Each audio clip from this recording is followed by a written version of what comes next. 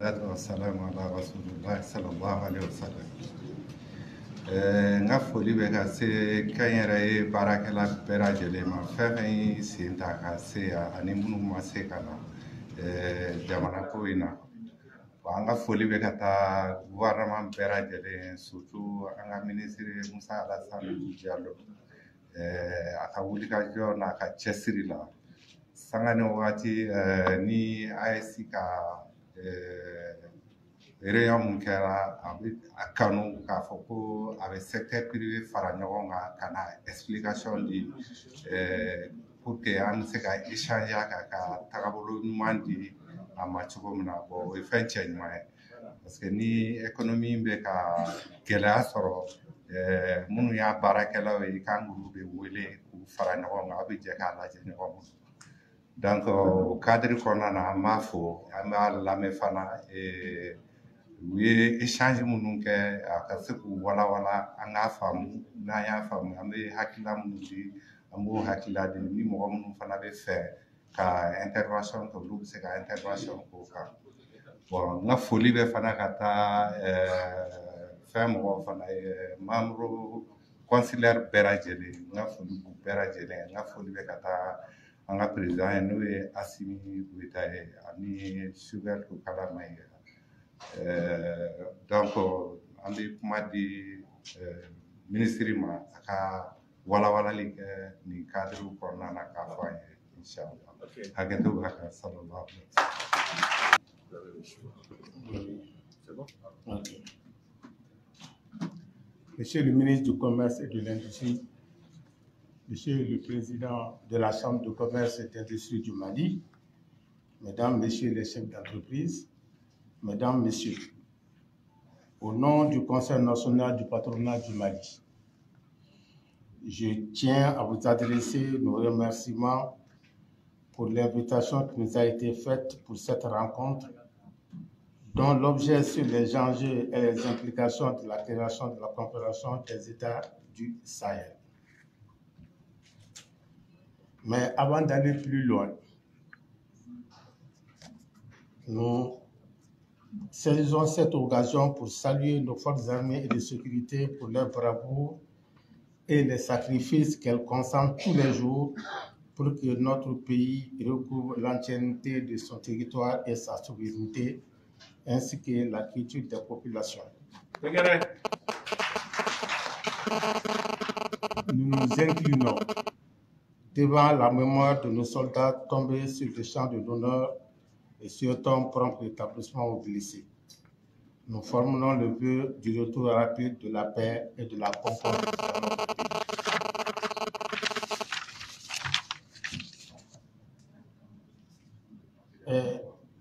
Nous nous souvenons de la création de l'AIS, c'était de la confédération de l'AIS le 6 juillet 2024, où le président de la transition a adopté, en compagnie de ses homologues du Burkina Faso et du Niger, la charte portant la création de la confédération de l'AIS.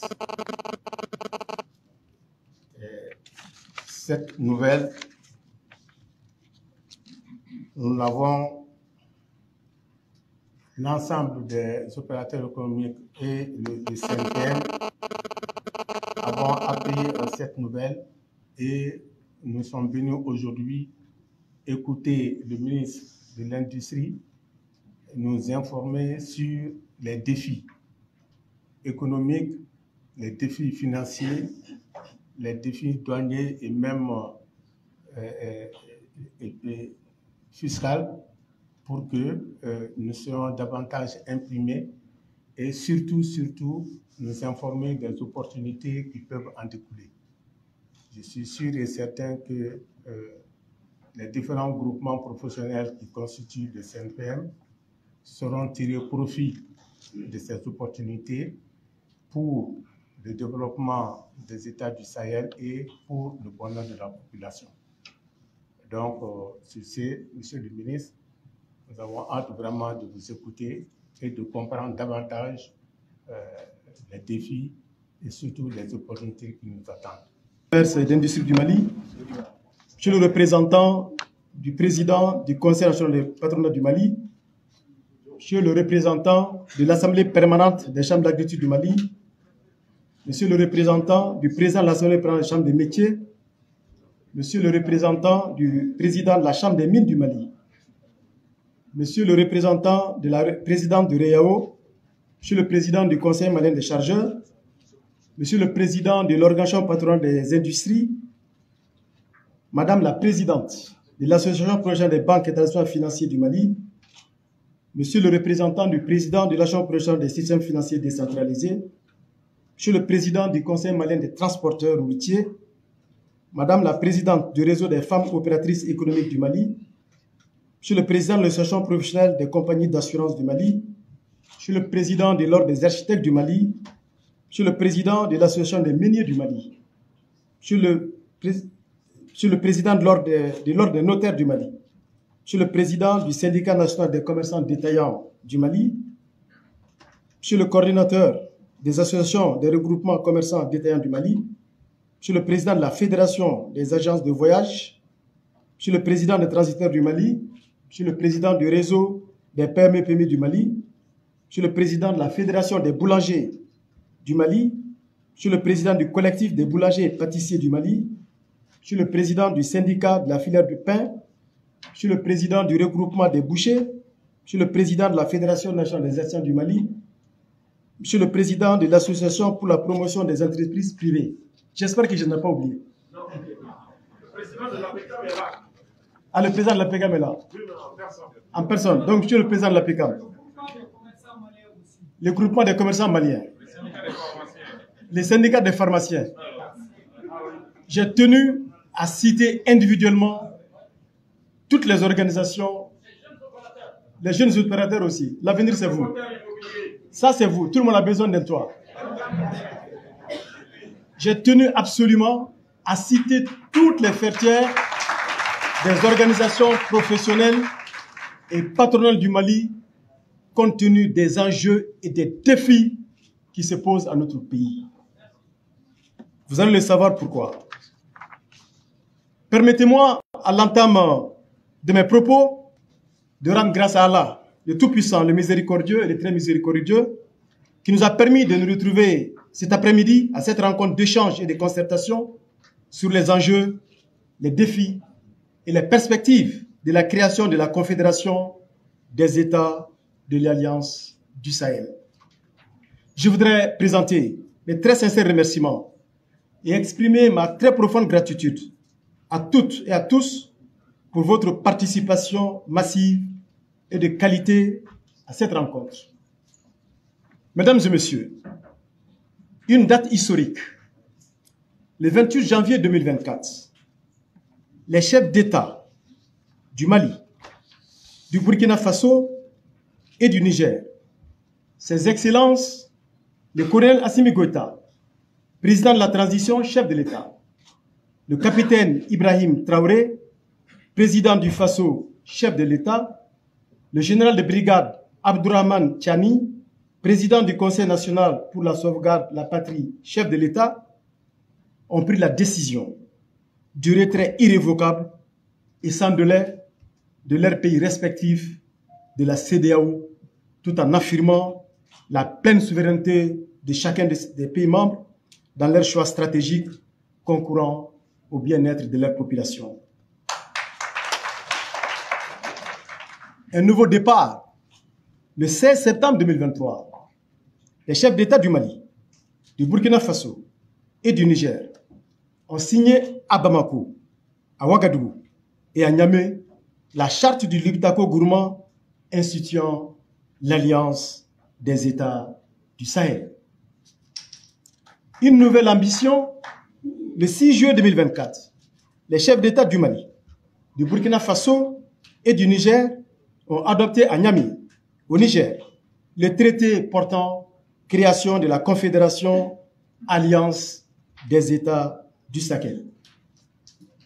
Dans la déclaration de Niamey du 6 juillet 2024, les chefs d'État du Mali, du Burkina Faso et du Niger ont souligné la nécessité d'ajouter au domaine de la défense et la sécurité prévue par la charte du Liptako-Gourmand c'est de la diplomatie et du développement. Afficher leur détermination à assurer un développement durable en mettant en œuvre une politique économique et sociale endogène basée sur les ressources propres à ces trois pays et un partenariat respectueux de la souveraineté de chacun d'entre eux.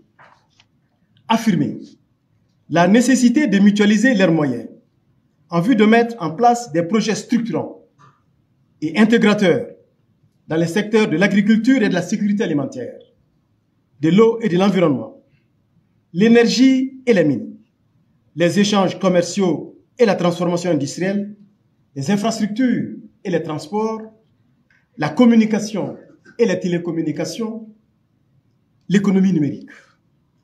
Décider de la création d'une banque d'investissement de l'AES et de la mise en place d'un fonds de stabilisation. Décider de mettre en place des mécanismes visant à faciliter la libre circulation des personnes, des biens et des services au sein de l'espace AES. En définitive, les chefs d'État ont réaffirmé leur ferme volonté de créer un espace souverain de sécurité, de paix et de prospérité pour les populations. Dans cette dynamique, la rencontre de cet après-midi, mesdames et messieurs, a pour objet de discuter et de réfléchir ensemble sur les actions et propositions concrètes émanant du secteur privé malien dans l'opérationnalisation définitive des engagements pris par nos dirigeants pour le développement des activités économiques dans l'espace AES. Notre ambition est de faire du Mali un centre d'intérêt économique pour la réalisation des objectifs de développement de l'AES. Il convient de souligner que le gouvernement du Mali n'a pas attendu la signature du traité pour commencer à poser des actes allant dans le sens du développement du tissu économique malien et de l'intérêt commun des trois pays. Parmi ces actions, il y a d'abord le développement endogène. Le président de la transition, chef de l'État, son Excellence le colonel Assimi Goïta, a défini comme modèle de développement de notre pays le développement endogène, qui est le socle sur lequel sera bâtie la souveraineté économique du Mali, autrement dit, la capacité de notre pays à produire ses biens de consommation, d'équipement et de services. La capacité de notre pays à assurer la réalisation des infrastructures de base pour son développement, des routes et transports, les énergies, les aéroports, les télécommunications. La capacité de notre pays à maîtriser l'exploitation de nos ressources naturelles et à les orienter vers les projets de développement durable, participatif et inclusif. Mais aussi et surtout, le deuxième axe sur lequel le gouvernement a travaillé, c'est toutes les questions liées à la protection des unités industrielles. C'est en cela que nous disons que nous sommes des ministres décomplexés. Toutes les mesures réglementaires, institutionnelles, qui doivent être prises pour protéger l'industrie malienne, nous n'aurons aucun état d'âme pour prendre ces mesures-là et les assumer. C'est pourquoi l'objectif est de soutenir la production et les investissements dans les unités de production existantes, ce qui permettra d'augmenter et de moderniser leurs capacités de production. Elles seront aussi ainsi productives et plus flexibles. Certains pourront développer et mettre en œuvre à l'échelle industrielle des procédés technologiques innovantes afin d'assurer à l'économie de notre pays son indépendance et sa résilience. Face aux enjeux de la souveraineté et du développement des filières industrielles compétitives au Mali, le gouvernement soutiendra l'innovation et l'émergence des solutions nouvelles, plus résilientes, de nature à corriger les fragilités relevées par les crises successives, notamment dans les secteurs d'avenir stratégique pour l'indépendance, la souveraineté et la compétitivité de nos modèles économiques et technologiques sur l'ensemble du territoire national. Pour y arriver, il faut une affirmation de la préférence nationale et un meilleur accès à la commande publique. La promotion de la consommation locale, une lutte résolue contre la fraude, la contrefaçon et la concurrence déloyale. La promotion des exportations et la diversification des marchés. un respect des normes et de la réglementation. Le gouvernement du Mali a la ferme volonté de préserver les emplois et de favoriser la création de nouveaux emplois en vue d'assurer la croissance économique.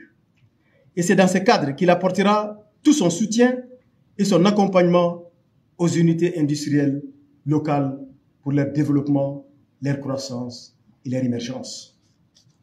Un cadre normatif sera mis en place pour assurer le suivi des soutiens apportés par l'État aux entreprises industrielles par la signature de contrats plans et de contrats de performance. Mais ceci est surtout un autre axe extrêmement important, c'est l'adoption des lois sur le code minier et le contenu local. Notamment, la loi sur le contenu local a pour objet d'augmenter la valeur ajoutée locale et la création d'emplois locaux dans la chaîne de valeur des industries minières grâce à l'utilisation de l'expertise ainsi que des biens et services locaux. De favoriser le développement d'une main-d'œuvre locale qualifiée et compétitive. De développer des capacités nationales dans la chaîne de valeur des industries minières par l'éducation, la formation, le transfert de technologies, de savoir-faire et la recherche-développement.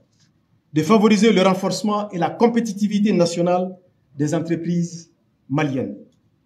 De mettre en place un mécanisme de suivi-évaluation transparent et fiable des obligations liées au contenu local en adéquation avec les politiques publiques nationales. De renforcer la participation des populations à la chaîne de valeur des industries minières. C'est pourquoi, et c'est extrêmement important, l'article 8.6 de la loi numéro 2023-41 du 29 août 2023 est relatif à l'obligation de créer une société de droit malien qui stipule que tout sous-traitant étranger qui fournit des prestations de services pour le compte d'une société d'exploitation est tenu de céder au minimum 35% de sa participation aux associés maliens. Mesdames et messieurs, les membres du secteur privé, la loi est adoptée. Le décret d'application est signé.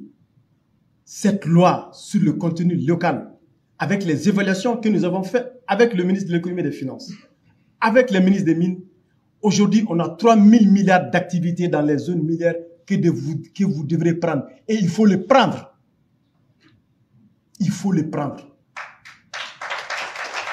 Il faut le prendre. C'est 3 000 milliards d'activités aujourd'hui qui est dégagé à travers ce dispositif réglementaire pour permettre aux sociétés maliennes d'avoir du travail, pour créer de l'emploi, pour nous permettre de nous approprier de notre richesse nationale.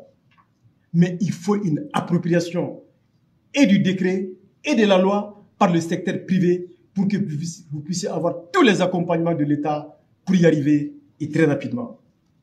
Un autre point, c'est toutes les questions liées au démarrage des opérations de digitalisation des services de l'administration. Le président de la transition, chef de l'État, son Excellence le colonel Assimi Goïta, a annoncé à Sikasso la digitalisation des services publics de l'administration, qui a pour objet d'assurer aux populations une meilleure qualité de services grâce à leur disponibilité et à la rapidité de leur accessibilité. Elle assure par ailleurs la transparence dans toutes les chaînes. Les réformes aujourd'hui structurelles sont en cours pour faire du secteur privé le moteur de la croissance du Mali. Ce secteur privé, ces réformes qui vont permettre d'améliorer le climat des affaires et d'assurer à la fois la compétitivité et la résilience du secteur privé malien. Ces réformes en cours, il s'agit notamment de la relecture du Code des investissements. Et dans cette relecture du Code des investissements, il y aura énormément d'innovations. Autant sur le Code minier, dans le Code d'investissement, nous prendrons des dispositions pour que les entreprises qui se créent au Mali se créent avec les Maliens et avec les Maliennes. Ça, c'est extrêmement important de notre point de vue. Et nous y engageons. La relecture de l'organisation des missions de l'Agence pour la promotion des zones industrielles. L'élaboration d'une stratégie de développement endogène dans les secteurs de l'industrie et du commerce. La mise en place d'un mécanisme de soutien et d'accompagnement des industries locales.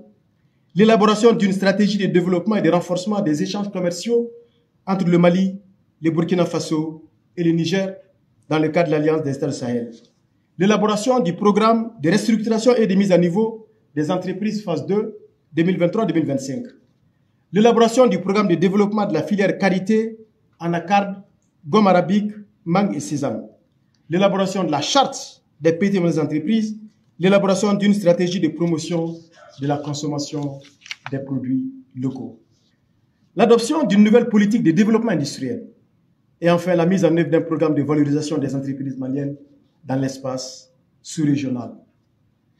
Les principaux défis et entraves auxquels il faut apporter une réponse pour faire de notre pays un pôle de croissance et de développement dans l'espace AIS, mais aussi pour transformer nos avantages comparatifs en avantages compétitifs, il y a un certain nombre de défis au nombre de 10 auxquels nous devrons réfléchir et apporter des réponses structurelles dans les plus brefs délais.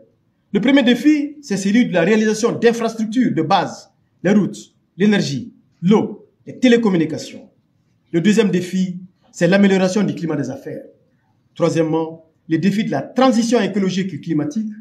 Quatrièmement, le défi de la compétitivité dans un environnement toujours concurrentiel. Cinquièmement, le défi de la résilience dans un monde en crise géopolitique et géostratégique. Sixièmement, le défi des ressources humaines et celui des compétences. Septièmement, le défi de la digitalisation numérique, autrement dit le e-commerce. Huitièmement, le défi de la fluctuation des prix des matières premières. Neuvièmement, le défi du financement et de l'accroissement de la collecte de l'épargne nationale. Et enfin, dixièmement, le défi des synergies à réaliser entre le secteur de l'industrie et du commerce. Des réformes structurelles doivent être menées pour apporter des réponses aux différents déficits mentionnés. Les mesures à mettre en œuvre doivent tendre à améliorer l'environnement institutionnel, réglementaire, fiscal et juridique, rehausser l'encadrement technique, la formation et le suivi des acteurs, mieux organiser la commercialisation et les débouchés des produits, augmenter la solidité, la compétitivité et la pérennité des entreprises, améliorer la qualité des biens et des services produits, aider les entreprises à structurer leurs besoins de financement, promouvoir les innovations techniques et technologiques, accroître l'articulation et la complémentarité entre l'industrie et le commerce. Le département dont j'ai la charge entend de chacun et de chacune d'entre vous, mesdames et messieurs les représentants du secteur privé, de participer activement aux échanges, aux réflexions et avoir à la fois une capacité d'analyse, de diagnostic et de propositions pour que nous puissions faire de l'espace AES un espace de compétitivité pour l'entreprise malienne. Autant nous sommes dans un espace économique AES, autant il faudra que chaque pays puisse promouvoir ses potentialités afin de compter dans cet espace-là. Et le Mali compte sur vous pour pouvoir compter justement dans l'espace AES. D'ores et déjà, une réunion de concertation et d'échange entre les ministres en charge de l'industrie des pays membres de l'AES, le Burkina et le Niger, et les représentants du secteur privé de notre espace est en cours de préparation. Il s'agira très rapidement d'encourager la création des fédérations, des organisations patronales de l'espace AER et des organisations des chambres d'industrie et du commerce de l'espace AER pour que nous puissions intégrer à la fois nos visions, nos stratégies, fédérer nos synergies et mutualiser nos moyens de façon à faire de l'AES un véritable espace économique de prospérité et de paix. Qu'Allah bénisse le Mali et protège les Maliens. Je vous remercie.